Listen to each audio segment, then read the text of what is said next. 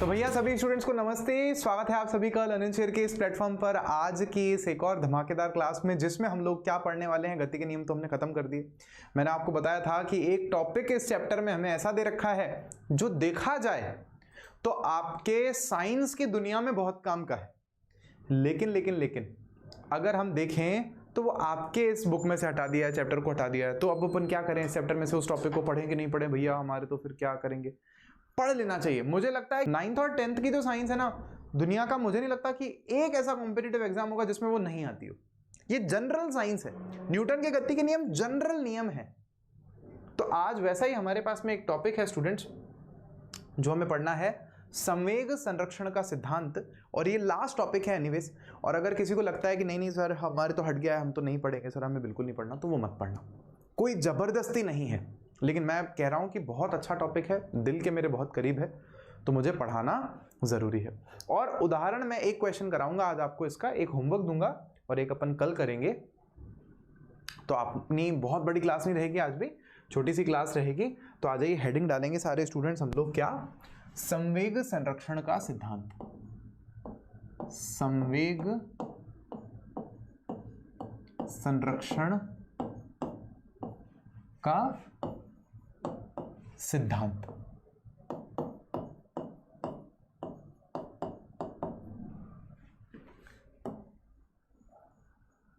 इस चैप्टर का इंग्लिश में नाम है हमारे पास में law of conservation of momentum. थोड़ा सा इंग्लिश के शब्दों को भी आप सभी पकड़ते चलें।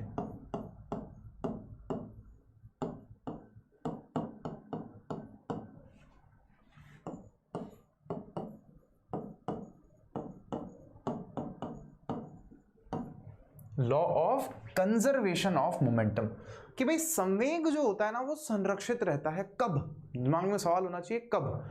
तो हमारे बुक में हमें एक टक्कर के बारे में पढ़ाया गया है, एक टक्कर के बारे में। वैसे टक्कर भी काफी तरह की होती है, प्रत्यास्थ होती है, अप्रत्यास्थ होती है। तो वो 11th 12th में जब आप और फिजिक्स पढ़ोगे आगे तो आपको समझ में आएगी। आज तो मैं बस एक टक्कर बोल रहा हूं, तो एक टक्कर से ही हमें समझना है। तो देखो क्या है, हम पहले समझेंगे, पहले सारा कर लेंगे, और फिर भले आप कहोगे तो मैं थ्योरी बता दूंगा, और नहीं कहोगे तो थ्योरी नहीं लिखाऊंगा, क्योंकि वैसे भी टॉपिक हट गया है। तो बोले भैया थ्योरी पढ़े कि नहीं पढ़े, वो फिर आप लोग तय कर लेना। तो हम लोग समझ रहे हैं ऐसे कि मान लेते हैं कि एक हमारे पास में कोई ऐसी वस्तु है, कोई एक गेंद है सिंपल में। इस वस्तु का जो द्रव्यमान है वो है ma, क्योंकि वस्तु का नाम है a।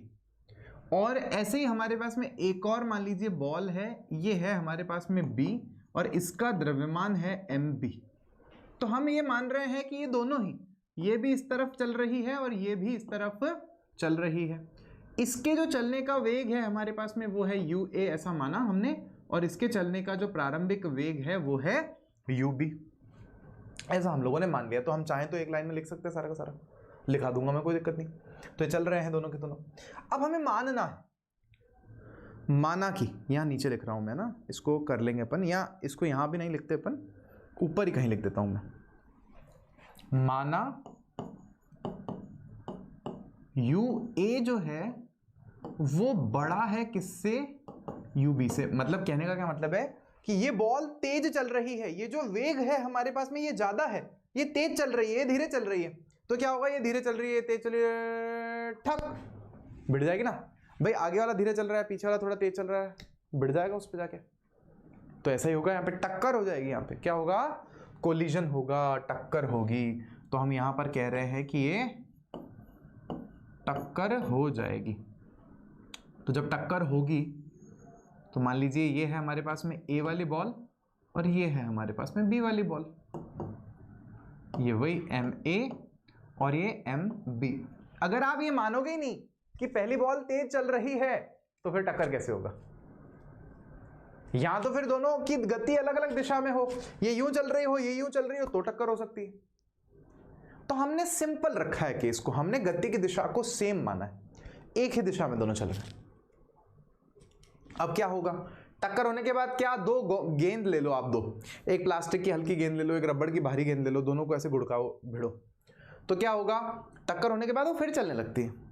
किसी का वेग कम हो जाता है, किसी का ज्यादा हो जाता है। जैसे एक बड़ी बॉल लो, छोटी सी बॉल लो, गुड़काओ, तो क्या होगा, बड़ी बॉल भी चलती रहेगी, छोटी बॉल तेजी से आगे चलने लग जाती है। फिर अगर छोटी बॉल रुकी हुई भी है तो भी, अलग अलग टक्कर है। छोटी सी बॉल लो, बहुत बड़ी बॉल के ऐसे लुढ़का के फेंको, उसके टकराओ, कुछ नहीं होगा, बड़ी बॉल वहीं रहेगी, हल्का सा लेगी, छोटी बॉल वापस आ जाएगी। तो अलग अलग तरह की टक्कर देखने को मिलती है। यहां पर हमारे पास द्रव्यमान इनका मान रहे हैं चलो लगभग सेम है, तो क्या होगा, दो रबड़ की बॉल है, मान लो ऐसे चल रही, एक थोड़ी तेज चल रही, गई टक, और वो दोनों आगे चलने लग गई, ऐसा मान रहे हैं। तो यहां पर हम ऐसा मान रहे हैं कि क्या होगा, हमारे पास में दोनों फिर से आगे चलने लग जाएंगी। ये हमारे पास में फिर से ए और बी लिख देंगे हम लोग यहां पर। ये तो अंडा बन रहा है बोले भैया बॉल नहीं बन रही, अंडा बन रहा है, अंडा। तो ये फिर से एम ए बोले इसको, ये है ए मान लीजिए, और इसी तरह से हमारे पास में ये बी भी आ गई, एम बी। अब बस हम ये मान लेते हैं कि इसका जो वेग है वो u ना रह करके क्या है, v। va हो गया इसका वेग, और इसका वेग vb हो गया, ऐसा हम लोग मान लेते हैं कि अभी भी दोनों आगे ही चल रही हैं, लेकिन इनका वेग जो पहले ua और ub था, अब वो बढ़ करके क्या हो गया है स्टूडेंट्स, va और vb हो गया है। क्या सबको बात समझ में आ गई? ऐसा, ये भी इस दिशा में चल रही है, ये भी इस दिशा में ही चल रही है, ये ua भी इस दिशा में ही है, ये ub भी हमारे पास में इस दिशा में ही है। तो हम पहले से इतनी सी जो हमने बात बताई है उसको चाहे तो हम लिख दें, तो हम क्या लिखेंगे, माना कि दो वस्तुएं A एवं B जिनका द्रव्यमान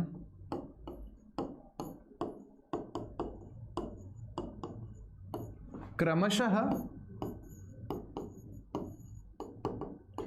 MA व MB है, चित्रानुसार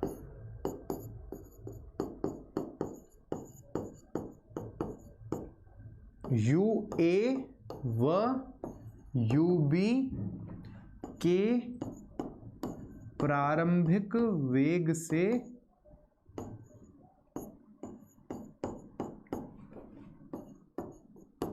क्रमशः गतिशील हैं।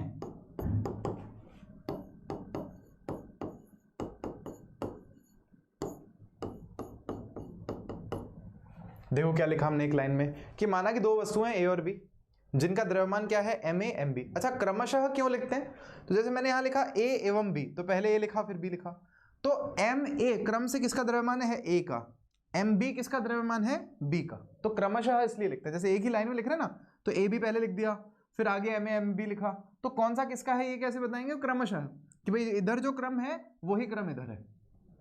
फिर हमने लिखा कि चित्रानुसार ये यूए और यूबी वेग से प्रारंभिक वेग से गतिशील है, यूए एवं यूबी के प्रारंभिक वेग से क्रमशः गतिशील है। मतलब पहली वाली बॉल का वेग जो है, वस्तु का वेग जो है वो यूए है, दूसरी वाली वस्तु का जो वेग है हमारे पास में वो यूबी है।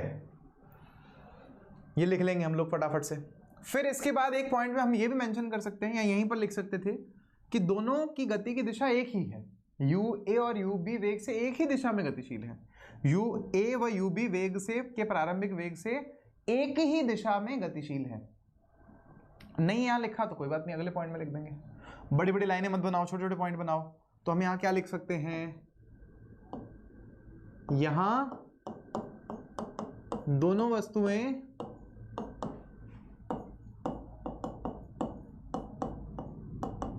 एक ही दिशा में गतिशील हैं।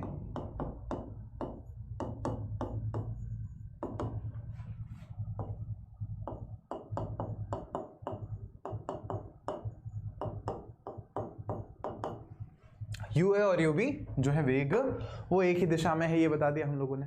और हमने यहां पर क्या कह दिया कि माना यूए का मान ज्यादा है किससे, यूबी से,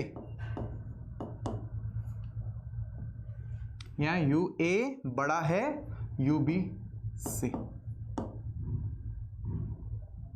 ये भी लिखने की जरूरत नहीं है, से भी लिखने की जरूरत नहीं, बस U A is greater than U B. ठीक है, अब देखें, माना कि दोनों वस्तुएं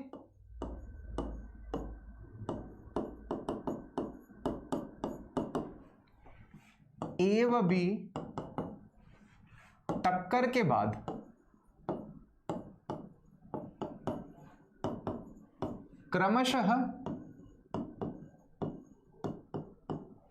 क्रमशः वी ए व वी बी वेग से गति करने लगती हैं, गति करने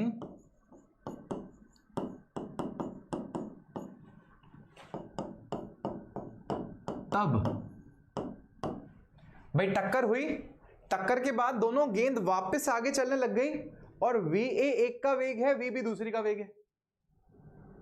समझ में आ गई सबको? नहीं बात क्या हो रहा है यहाँ पे? पहले यू ए और यू बी वेग से चल रही थी, टक्कर हुई, टक्कर के बाद दोनों वी ए और वी बी वेग से चलने लग गई, बात खत्म।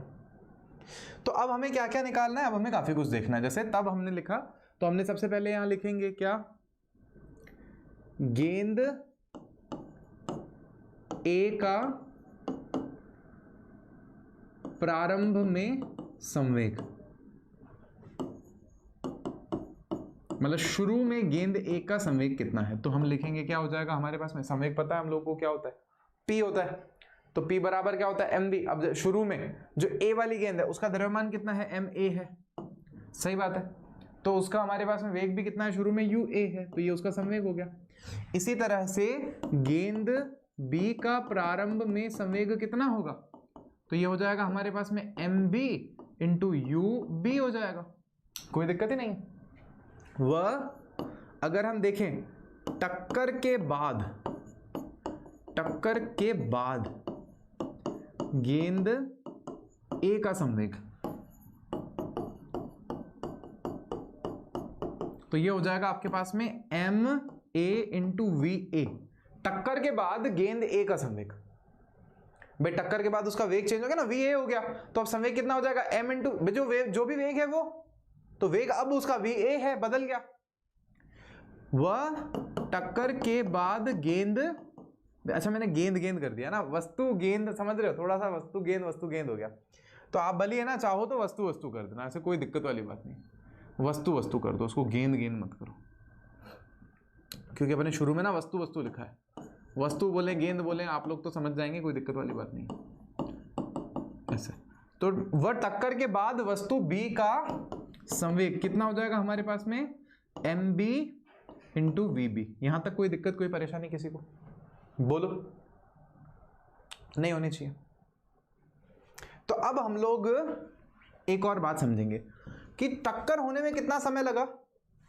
तो टक्कर होने में समय लगा है t, बस t समय के लिए टक्कर हुई, मतलब मान लो 1 सेकंड के लिए हुई, मतलब 1 सेकंड के आधे सेकंड के लिए हुई, लेकिन कुछ समय तो लगाना टक्कर होने में, तो वो समय t है हमारे पास में। और उस समय में ही क्या हुआ? उसका वेग बदल गया, दोनों चीजों का वेग बदल गया उस समय में ही।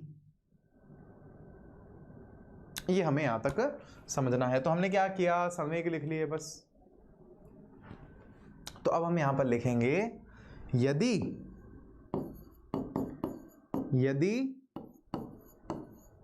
टक्कर t समय के लिए होती है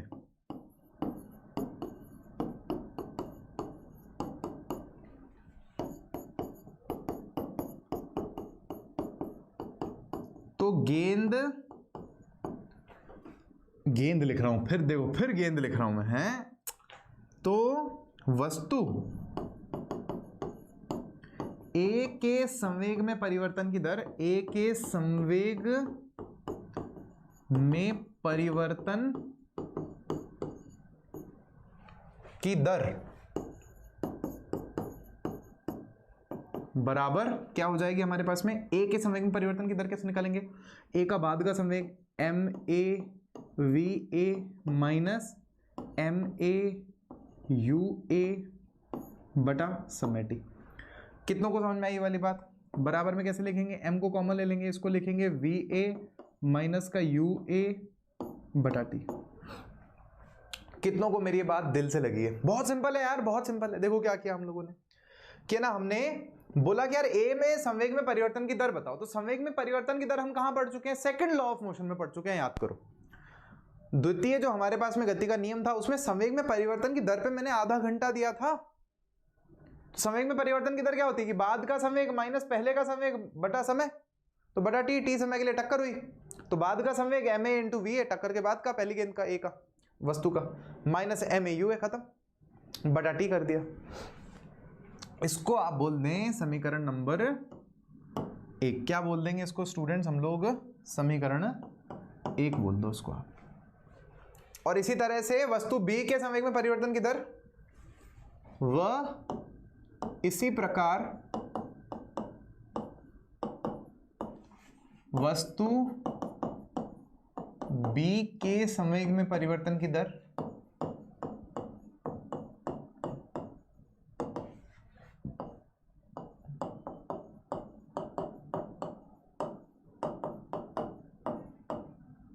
तो ये बी के संवेग में परिवर्तन की दर क्या हो जाएगी हमारे पास में? बराबर M B V B minus M B U B बटा टी। इसको कैसे लिखेंगे? एम बी को कॉमन ले लो तो क्या आ जाएगा? वी बी माइनस का यू बी बटा टी। इसको बोल देंगे समीकरण नंबर 2। समझ में आएगी सबको वाली बात? बोले बोले बोले बोले बोले। अब यहां एक बात देखेंगे तो यहां पर ये है हमारे पास में दोनों जब टक्कर हो रही है ना, समझेंगे तो दोनों। ये मान लीजिए एम ए है और ये एम बी है, तो ये हम कब देख रहे हैं? जब टक्कर हो रही है, टक्कर के समय। आपके समझने के लिए ना, वैसे तो मैं उसी चित्र में बताता हूं लेकिन आपके समझने के लिए यहां अलग से बता रहा हूं। तो इस बॉल ने क्या किया? इस गेंद ने बॉल लगाया इस पर, बल लगाया इस पर बल लगा रही है, ये इस पर बल लगा रही है। तो ये बोलेगा हट, न्यूटन का तीसरा नियम मेरे को भी आता है। ये बोलेंगे न्यूटन का तीसरा नियम मेरे को भी आता है, जितना तुम मेरे पे बल लगाएगी उतना मैं तेरे पे बल लगाएगा। प्रत्येक क्रिया की समान व विपरीत दिशा में प्रतिक्रिया होती है, ये हम लोग पढ़ चुके हैं ना। क्रिया प्रतिक्रिया, क्रिया प्रतिक्रिया वाला नियम हम लोग पढ़ चुके हैं। सही बात है स्टूडेंट्स, क्लियर बात है। कट्टू मतलब ये तो समझ में आ रहा है अपने को कि हर एक बल के लिए विपरीत दिशा में लगने वाला एक और प्रतिक्रिया बल भी होता है। कभी भी कोई बल इस दुनिया में अकेला होता ही नहीं। तो ये वाला वस्तु इस पर बल लगा रही है, उसको हम लोगों ने बोला एफ ए बी, मतलब ए के द्वारा बी पर लगाया गया बल। तो इसने बोला ऐसी की तैसी मैं भी बल लगाया गया इस पे, तो इसने लगाया एफ बी ए, बी के द्वारा ए पर लगाया गया बल। अब दोनों में क्या है? ये वाला अगर इस दिशा में है तो ये वाला इस दिशा में है, तो इसकी दिशा उल्टी है तो माइनस का निशान लगाते थे। माइनस क्या बताता है? दिशा। जैसे ग्राफ में क्या होता है? अगर इस तरफ जाते हैं तो प्लस होता है, इस तरफ जाते हैं तो माइनस होता है, बस इतनी सी बात है। अगर इधर बल लग रहा है तो प्लस मान लिया, इधर लग रहा है तो माइनस मान लिया, बस। समझ में आई सबको वाली बात? तो हम यहां बोलेंगे, यहां एफ ए बी वस्तु ए के द्वारा वस्तु बी पर लगाया जाने वाला बल है।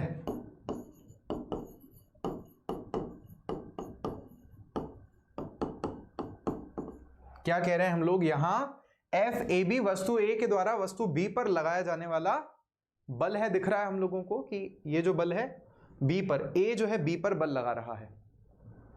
समझ में आई? वह माइनस एफ बी ए वस्तु बी के द्वारा वस्तु ए पर लगाया जाने वाला बल है। अब हम लोग यहां पर बोलेंगे न्यूटन के तीसरे नियम से।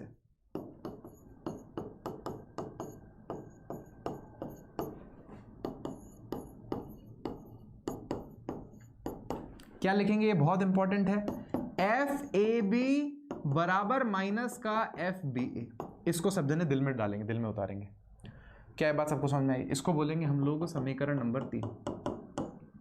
भाई न्यूटन के तीसरे नियम से इस गेंद ने, इस वस्तु ने जितना बल उस पर लगाया उतना ही उसने उल्टी दिशा में इस पर लगा दिया। बात खत्म। बस यही समझना था अपने को। तो ये जो संवेग संरक्षण का सिद्धांत है असल में ये दूसरे नियम और तीसरे नियम से आता है। समझना कैसे?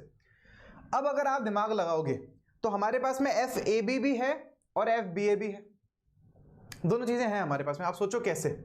तो हमारे पास में ए ने बी पर बल लगाया, ए ने जब बी पर बल लगाया तो क्या हुआ, हमारे पास में ए का संवेग बदल गया। दोनों का ही संवेग बदल रहा है हमारे पास में, ऐसी तो कोई दिक्कत है नहीं, दोनों का ही संवेग बदल रहा है। हमने सीखा था ना कि बल क्या होता है असल में, तो किसी वस्तु के संवेग में परिवर्तन की दर ही तो बल कहते हैं हम लोग।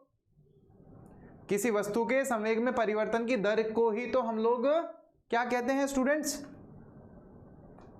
संवेग में परिवर्तन की दर को ही हम लोग बल कहते हैं, बल कह करके डिफाइन किए हैं। क्या ये बात आप सबको क्लियर है?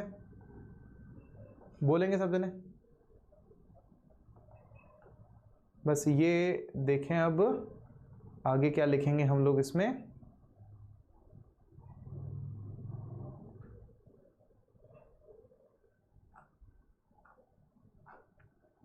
ऐसा, तो यहां देखें ये जो एफ ए बी है इसकी जगह पर हमारे पास में क्या मान आएगा, ये असल में ये M V A minus U A बटा टी। समझ रहे हैं क्या सब जने? यही हमारे पास में लगाया गया बल है असल में, संवेग में परिवर्तन की दर। वहां क्या होता था, we A minus U A बटा टी करेंगे तो ये ए हो जाएगा ना, तो एफ बराबर तो एम ही होता है, वैसे भी एफ बराबर तो एम ही हो जाता है। तो बस हम लोग क्या करेंगे, समीकरण 1, 2 व 3 से, मतलब समीकरण 1, 2 का मान 3 में रखने पर क्या लिखेंगे हम लोग यहां पर, समीकरण 1 व 2 का मान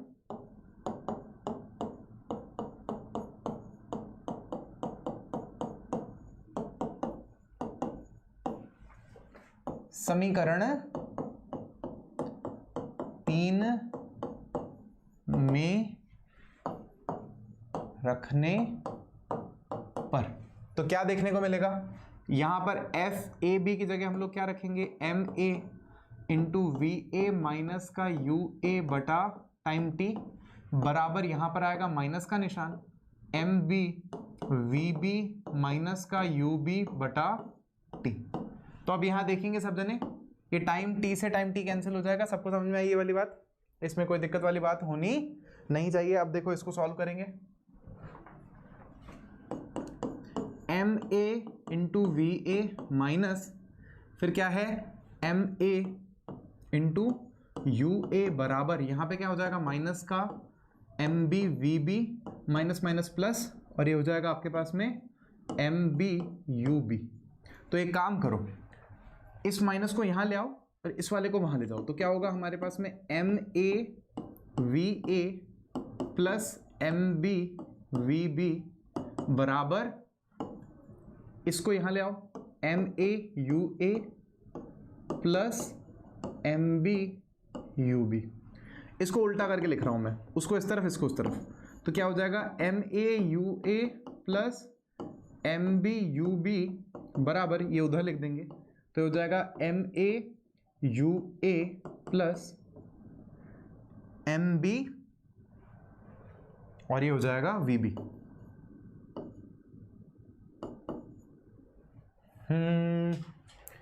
एक मिनट, ये मैंने इसको ना v लिखना है अपने को, M A V A, U गलती से लिख दिया इसको। तो अब देखना ये असल में क्या है, ये असल में दिखा रहा है कि ये है हमारे पास में टक्कर के पहले का कुल संवेग, टक्कर के पहले का कुल संवेग बराबर में उधर क्या है टक्कर के बाद का कुल संवेग।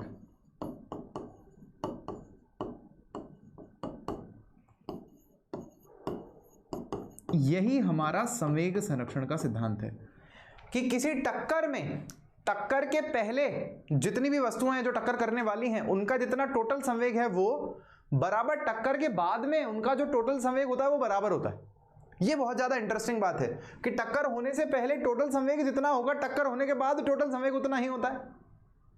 ये साबित हो रहा है, देखो यहाँ पे M A U A plus M B U B, मतलब अगर आप इस चित्र में समझोगे तो यहां अच्छे से समझ में आएगा। देखो यहां इसका संवेग क्या है एम ए यू ए, यहां इसका संवेग क्या है एम बी यू बी, दोनों का सम, दोनों का योग बराबर है किसके, टक्कर के बाद के संवेग में।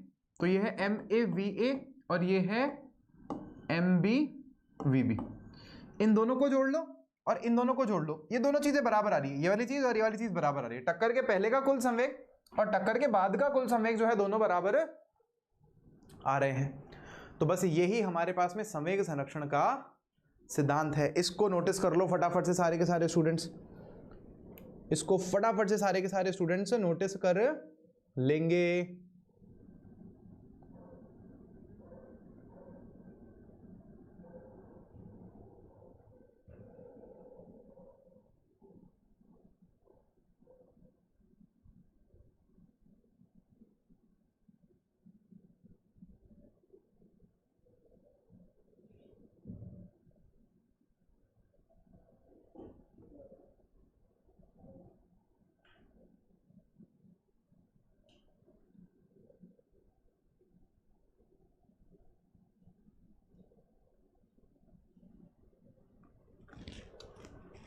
ये रहा हमारे पास में बुक में, इसमें क्या लिखा है हमारे पास में, तो हम देखते हैं कि गेंदों पर कोई बाहरी बल कार्य नहीं कर रहा है तो दोनों गेंदों का कुल संवेग बदलता नहीं है। जब गेंदों पर कोई बाहरी बल कार्य नहीं कर रहा है तो हम लोग कहते हैं कि जो कुल संवेग है वो संरक्षित रहता है। बस इतनी सी बात है। इस समीकरण से सिद्ध होता है कि गेंदों का कुल संवेग या वस्तुओं का कुल संवेग जो है वो संरक्षित रहता है। यह है संवेग संरक्षण का सिद्धांत। बहुत, देखो मेरे को ऐसा लग रहा है ये लोग ना थोड़ा पढ़ाई को इजी करते जा रहे हैं, मुझे लगता है ठीक नहीं, थोड़ा टफ रखना चाहिए हमको। ये मतलब इतने बेकार बच्चे हैं क्या कि इतनी सी चीज नहीं समझ सकते। मतलब मुझे लगता है कि आप लोगों को अच्छे से समझ में आएगा, आया होगा, हो ही नहीं सकता कि ना आए। अब हम लोग एक काम करते हैं, एक क्वेश्चन कर लेते हैं, एक क्वेश्चन और एक मैं आपको होमवर्क देने वाला हूं, इसी पर बेस्ड है ये सूत्र, बस आपको ध्यान रखना है, आपका काम हो जाएगा, मस्त मजा आएगा। देखो क्या है, 2 किलोग्राम के एक पिस्टल से 20 ग्राम द्रव्यमान की एक गोली 150 मीटर प्रति सेकंड के क्षैतिज वेग से छोड़ी जाती है। पिस्टल के पीछे हटने के वेग का परिकलन करें। बहुत शानदार क्वेश्चन है। देखो क्या क्वेश्चन है, क्वेश्चन ही कह रहा है कि आपके पास में एक बंदूक है, ठीक है, ये इस तरह से आपके पास में एक बंदूक है और इसमें से ना, बंदूक में से ऑब्वियस सी बात है गोली निकलेगी, और तो क्या निकलेगा, ये ऐसे है, महंगी वाली बंदूक है, ठीक है। तो इसमें से आपने गोली छोड़ी, तो ये गोली चल रही है आगे। अब क्या है, ये एक आपके पास में पिस्टल है, तो इसका द्रव्यमान है, इसका द्रव्यमान 2 किलोग्राम है। कितना है, एम, पिस्टल लिखा है ना, पिस्टल बंदूक, तो इसको पिस्टल का पी लिख देता हूं मैं। कितना है, 2 किलोग्राम। ये हमारे पास में गोली है, गोली जी लिख देता हूं। इसका मान लो कितना है हमारे पास में 20 ग्राम। ग्राम में हमें चाहिए नहीं होता, हमें चाहिए होता है किलोग्राम में, तो 1000 का भाग लगा दो तो हो जाएगा 0.02 किलोग्राम। सही बात है, 0.02 किलोग्राम इसका वजन है गोली का। तो अब देखो शुरू में तो रुकी हुई है, मैंने ऐसे पकड़ रही है और रुकी हुई है बंदूक, उसका कोई वेग नहीं है, ना तो गोली का कोई वेग है ना ही बंदूक का कोई वेग है। तो प्रारंभिक वेग अगर हम देखें तो m, इसका जो हमारे पास में प्रारंभिक वेग है जिसको मैं यूपी बोलूंगा, प्रारंभिक वेग, वो क्या होगा, 0 होगा पिस्टल का। इसका भी जो शुरू का वेग है गोली का, ये भी 0 है। लेकिन हाँ, बाद का वेग है कुछ ना कुछ। क्या हुआ कि जैसे ही बंदूक चलाई गई तो इस गोली का जो बाद का वेग है वो कितना आ गया हमारे पास में, 150 मीटर प्रति सेकंड। इसका बंदूक पीछे की तरफ आएगी, जैसे गोली आगे जाएगी, ये गोली जैसे आगे जाएगी तो बंदूक पीछे की तरफ झटका लगेगा, उसमें यूं ऐसे हो जाएगा। शुरू में तो रुका हुआ था, जैसे ही वो आगे गई तो ये बंदूक थोड़ी पीछे आती है, तो ये बंदूक की गति पीछे हो जाएगी, तो इसकी जो पीछे की तरफ हमारे पास में वेग हो जाएगा ना, यूपी पिस्तौल का, सॉरी वीपी है ना, पिस्तौल का वीपी वेग, बाद का वेग, तो वीपी यहां लिख देते हैं अपन। ये पता नहीं है कितना होगा, पता ही नहीं है हमको तो पता ही नहीं है। तो हम बोलेंगे अरे कुछ नहीं है भैया, देखो बड़ा सिंपल है, संवेग संरक्षण के सिद्धांत से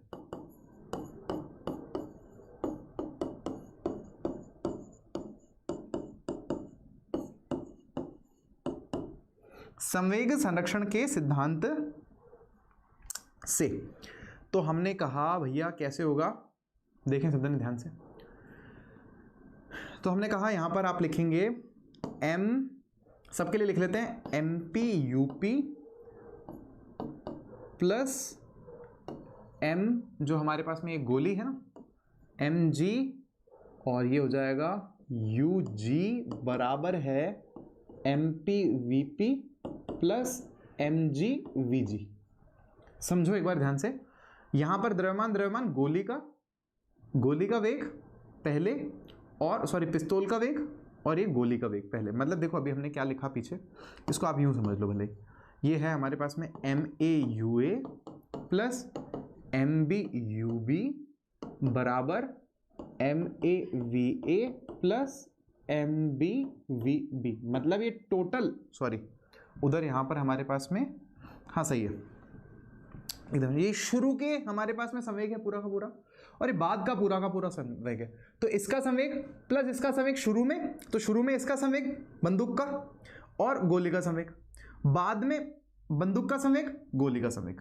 तो ये यही तो नियम है ना कि पहले का पूरा संवेग बराबर होगा बाद के पूरे संवेग के। टक्कर मान रहे हैं, ऐसे गोली चलने को टक्कर मान रहे हैं मान लो, चलो तो यहां रख दो सारी वैल्यूज, बस वैल्यूज रखना है, हल करना है, बात खत्म। अब देखो बड़ा सिंपल है, यहां रखो आप MPUP, MP पिस्तौल का वजन कितना है हमारे पास में 2 किलोग्राम, 2 किलोग्राम, ठीक है भाई साहब। शुरू में वेग कितना है 0, खत्म, चलो प्लस ये कितना है गोली का हमारे पास में भार कितना है 0.02 किलोग्राम, इंटू शुरू में वेग कितना है 0, खत्म। ये पूरी चीज ही खत्म हो गई, 0 हो गया। इस तरफ क्या बचेगा हमारे पास में, इस तरफ लिखने में आएगा जो भी है लिख देंगे, कोई डरते नहीं अपन। तो MAVA, MA क्या है हमारे पास में, A यहाँ पर वही पिस्तौल की बात हो रही है ना, तो पिस्तौल क्या है हमारे पास में, इसका वजन है 2 किलोग्राम, 2 kg इंटू VA कितना है हमारे पास में स्टूडेंट्स, बाद का वेग है ना, बाद का वेग, पिस्तौल का बाद का वेग। अरे यार पिस्तौल का बाद का वेग तो अपने को पता ही नहीं है, VP तो हमको पता ही नहीं है, तो हम X मान लेते हैं, माना X, क्या मान लेते हैं X मान लो, आ जाएगा निकल करके जो भी होगा। प्लस में MB कितना है आपके पास में, B मतलब ये MG गोली का हमारे पास में द्रव्यमान कितना है, तो 0.02 किलोग्राम है, इंटू इसका वेग कितना है 150 मीटर प्रति सेकंड, 150 मीटर प्रति सेकंड। ये हमारे पास में समीकरण है जिसको हमें हल करना है, हल करते ही हमारा आंसर सामने। देखो ये खत्म, ये खत्म, ये पूरा 0 हो गया, लेफ्ट हैंड साइड में पूरा क्या हो जाएगा आपके पास में 0 हो जाएगा बराबर। इधर क्या बच रहा है आपके पास में, 2 किलो को x से गुणा किया आपने, तो कितना आ गया 2 kg इंटू x, ऐसे लिख दो बस, हटाओ कोई दिक्कत नहीं, प्लस ये है हमारे पास में ये चीज। अभी देखो 0.02 किलोग्राम को गुणा करना है 150 से, तो इसको मैं यहां लिख देता हूं, देखो 0.02 किलोग्राम को गुणा करना है 150 मीटर प्रति सेकंड। अब एक काम करते हैं, ये चीज प्लस में चल रही है, उधर ले जाऊंगा तो माइनस हो जाएगी भाई, इसको अगर मैं उधर ले जाऊंगा तो माइनस हो जाएगी ना, तो क्या आ जाएगा माइनस का 2 kg और x नहीं करना, हाँ ठीक है कोई दिक्कत नहीं। तो इसको आप यूं या तो यूं करो, यूं करो, इस वाली चीज को बराबर के इधर ले आओ, ये प्लस में ही है ना पूरा, बराबर के इधर माइनस में हो जाएगा, तो क्या हो जाएगा माइनस का 0.02 किलोग्राम गुणा 150 मीटर प्रति सेकंड बराबर में क्या आ रहा है आपके पास में 2 किलो इंटू x, 2 kg और ये x।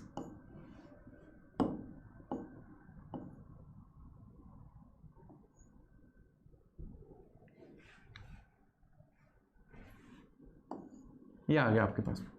अब सॉल्व कर दो बस, अब कुछ नहीं करना, इस 2 को भाग में भेज दो यहाँ पे, तो 2 का भाग लगाओ, तो माइनस का 0.02 बटा 2 गुणा, तो आप लोग नोटिस करोगे ना इसका किलोग्राम और इसका किलोग्राम कैंसिल हो जाएगा, देखो बराबर के इधर उधर ही किलोग्राम कैंसिल हो जाएगा, इस किलोग्राम से ये किलोग्राम कैंसिल हो गया, तो ये 2 भाग में आ गया, x वहीं का वहीं है बस अभी। तो क्या आया हमारे पास में 0.02 बटा 2 गुणा 150 मीटर प्रति सेकंड बराबर क्या आया आप लोगों के पास में, यहाँ पर x आया, x का मान निकाल लो बस खत्म। 2 का भाग इसमें लगाना है अपने को, 2 का भाग इसमें लगाएंगे तो 0.01 आ जाएगा ना, तो ये 0.01 आ जाएगा हमारे पास में नेगेटिव में, और फिर इसको इससे गुणा करना है अपने को 0.01 को, तो कोई दिक्कत नहीं, 1 से गुणा हो रहा है बस, 2 के बाद पॉइंट आ जाएगा, तो कितना आ जाएगा हमारे पास में माइनस का 1.50 मीटर प्रति सेकंड, ये x का मान है। मतलब इसको उल्टा करके लिख सकते हो, x बराबर माइनस का 1.50 मीटर प्रति सेकंड, ये हमारा उत्तर हो गया। मतलब क्या मतलब है, देखो माइनस का निशान का मतलब है कि गति की दिशा बंदूक की गोली की दिशा की उल्टी दिशा में, मतलब ये दिशा अगर प्लस है चलने की तो ये माइनस है, तो गोली यहां चली तो प्लस में था उसका वेग 150 मीटर प्रति सेकंड, लेकिन बंदूक पीछे जाएगी इतने वेग से, 1.5 मीटर प्रति सेकंड के वेग से बंदूक पीछे निकल जाएगी, बस खत्म। तो ये बड़ा ही अच्छा प्रश्न था स्टूडेंट्स। एक प्रश्न मैं आप लोगों को यहां पर होमवर्क में दे रहा हूं, होमवर्क में ये आप सभी को करना है। वैसे अगर नहीं होगा आपसे तो मैं कल की कक्षा में कराऊंगा, या आज की कक्षा में पीपीटी में मैं इसको रख रहा हूं स्टूडेंट्स। और आज की इस कक्षा को थोड़ा सा छोटा रख रहे हैं क्योंकि मेरे को थोड़ा सा कहीं जाना है, किसी से मिलना है मित्र। इसको आप, मैं चाहूँगा इस वीडियो को वापस देख लेना, अगर अच्छे से करना है तो, नहीं करना है तो छोड़ देना, कोई बात नहीं। लेकिन जीवन में अगर कोई एग्जाम्स देते हो आप तो ये चीज़ काम आने की संभावना रहेगी। तो अपन मिलेंगे आपसे कल शाम को फिर एक क्लास में। तो thank you so much students, take care, bye bye, love you all. मिलते हैं आपसे अपन नेक्स्ट क्लास में।